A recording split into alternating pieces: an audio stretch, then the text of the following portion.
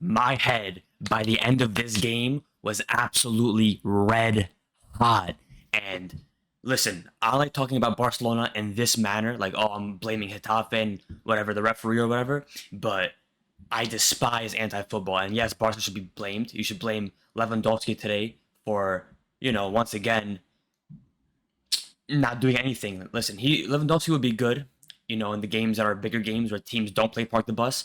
But when you have games like Getafe, for example, these low level La Liga teams who don't care about anything, they just want to get any point they can find. They don't actually care about what the sport is, why it's called the beautiful game. They don't actually care about what happens on the pitch. As long as they get the any point, they're happy.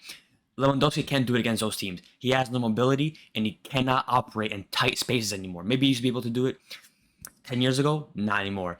And I'm going to blame Lewandowski for this one because even the goal that Getafe scored, it wasn't anyone's mistake. It was just a Peña great save and unbelievable just leak rebound, FIFA foot champs, DDA tapping for Getafe. I mean, everything this club does just reeks of Satanism. It reeks of anti-humanity. And if you take a look at over here, midweek in the Copa del Rey was Getafe played against a fourth division team.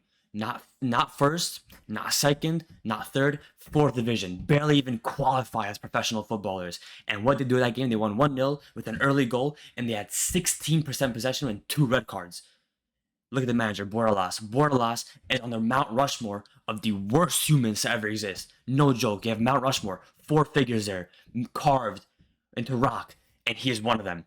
One of the worst humans to ever exist. And when you have a human like that, like Bordalas, and you put him in charge of a football team, that football team, by extension, is going to play the worst football you've ever seen in your life. It won't even qualify as football. It qualifies more as wrestling, more as, a mixed martial art. Because that's a football that they play. And look at over here.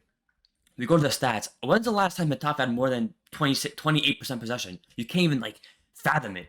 That 1.31 XG they got was literally 98% of that is literally from the open net tap, and everything else they didn't even do anything else. Lewandowski, I mean, he was shocking. Lewandowski was absolutely shocking. I mean, he missed a big chance, but other than that, he didn't do anything. He created one chance, but other than that, he was just non-existent. He was stuck between the defensive line of the Getafe. There was 3 or 4 players around him, and he did not even think to move anywhere. If Barca had Alexander Isak already, he would have been in and out of the box, moving around, link up play, drop deep, move in, make a run in behind, and that's why Barca needs to sign him. Lewandowski cannot do that against these teams anymore at his age, and he can't do it consistently for a whole season. That's certain, that's for sure. So Barca needs to sign Isak because Lewandowski will be decent as a rotational player for the big games if he wants to stay. But other than that, no. He cannot compete against teams like this. Raphinha was very poor today in terms of finishing. Overall, it was he did pretty decently overall, but with the finishing, he was very poor. He missed 2 big chances that should have gone in.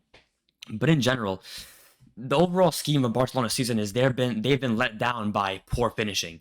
Because even the games that Barca lost, which is a lot of losses already, they played very well. I mean, very well. They're creating the chances. It wasn't like they're playing poorly and then they suffer the consequences. They're playing very well and they couldn't finish. Pedri, unbelievable. I mean, I don't even know if Barca would have any control at all if it wasn't for Pedri on the field. You have to feel bad for him because he's all over the place, up and down the pitch, consistently running. I know it's the midfielder's job, but the level he does that at, you can see he's getting fatigued. He needs to get arrested pretty soon because he needs a good days of rest when the rest of the team is playing. Listen, Getafe, oh my God, this is a disgrace. You look at their lineup over here. By the way, I don't know why they put Gene at DM. It was a 5 at the back. It was Gene, Alderete, and Duarte at center back. Rico and Iglesias as the fullbacks. They had the 4 midfielders here. And by the way, their right midfielder is really a CM, DM. Their left midfielder, I don't know who the hell that is. And their striker, Uche, he's actually a DM. Because if you go to his player profile, he's listed as a midfielder. And if you look at where he plays usually, he's literally in the midfield. He's literally in the midfield. Now, I know it's because Getafe parked the bus and he as a striker stays back because they parked the bus. But no, he is a DM converted to a striker because Bordalas wants to play complete anti-football. Why is it not in baseball? Baseball is such a robotic sport, and he wants his players to play like robots, just sit back and just hoof the ball up for forever. Why doesn't he get involved in baseball? It's as robotic as it gets. Why does he want to be in football? You know, destroying the sport, destroying one of the best leagues in the history of the sport, La Liga. And listen, the referee, by the way, the fact that that Koundé penalty, let's go back to Twitter here, the fact that that Koundé penalty, wasn't a penalty. I mean, Uche, the striker who's a DM, is literally flattening him out, like absolutely steamrolling him to the ground, and there was even a VAR check. Is this serious? I don't want to show the clip because there's going to be a copyright. But he's literally on top of him. He is literally on top of Koundé, Uche. He's literally laying down on him, and Uche is a big dude too.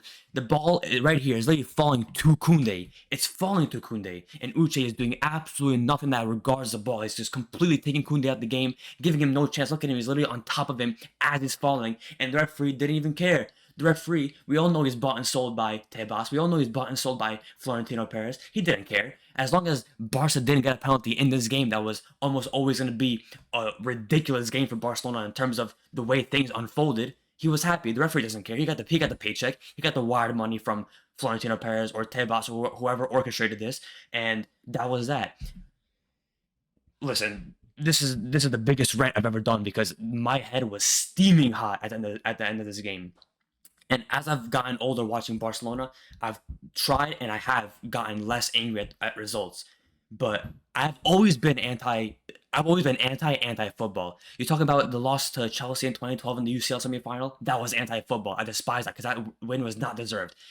Everything that Chelsea did that season functioned on fortune. You talk about Inter 2010 in the semifinal, same thing there. You talk about 2016 UCL quarterfinal, Barca versus Atletico Madrid. That Atletico Madrid got through that tie. Same thing there, complete fortune. Barcelona with 1 billion shots on target, none of them seem to go in.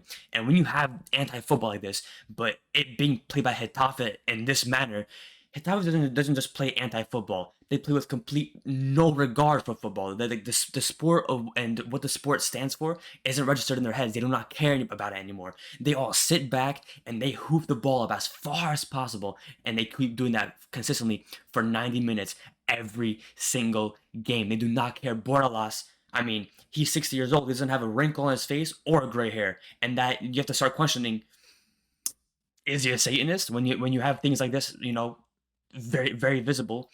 These are the questions you have to ask. And listen, I don't like talking about the opposite team more than Barcelona in my videos, especially when Barca doesn't get the 3 points or just fails for their standards.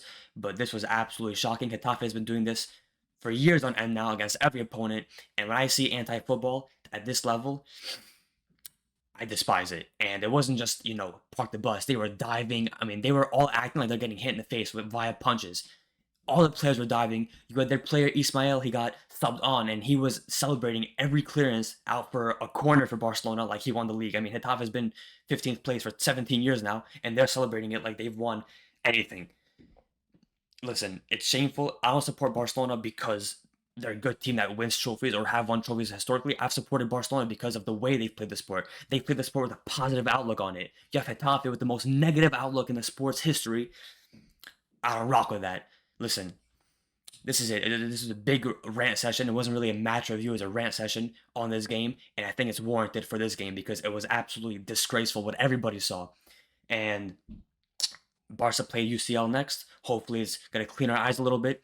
We have Messi playing tonight, finally after 2 or 3 months. That's going to certainly clean our eyes, hopefully. But let me know what you guys think, and I'll see you in the next video.